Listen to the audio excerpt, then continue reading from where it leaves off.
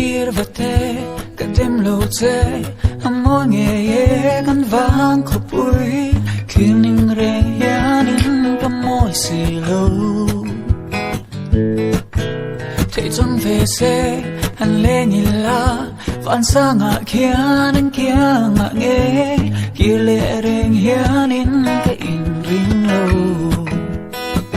lên cô la tu ni en môi lệ dần thiêng à chor kha en đâu te anh môi nghe dung si a giống bom ta lung in lên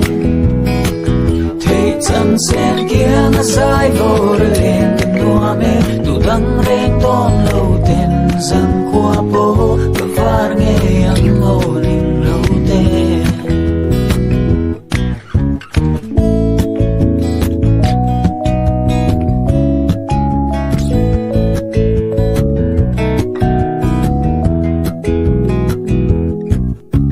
riêng triền cô alo e nga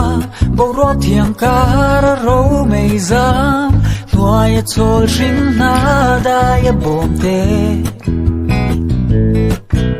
nung cha tin ren dài vô ri chuan phật dài an re lên xiam tu chu ta thlir ning lo ngăn thong re môi rong le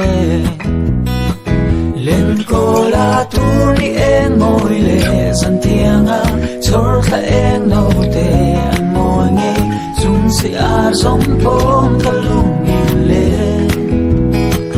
thế chân sen kia ngã dài vô lên tình đua mê tu đăng rèn ton lâu tên rằng qua bố và phar nghe anh ngô linh lâu tên lên cô la tu ni en môi lệ dần thiêng à chor kha en đâu te an môi nghe dung si a giống bom ta lung in lên thế chân sen kia ngã dài vô lên tình đua mê tu đăng rèn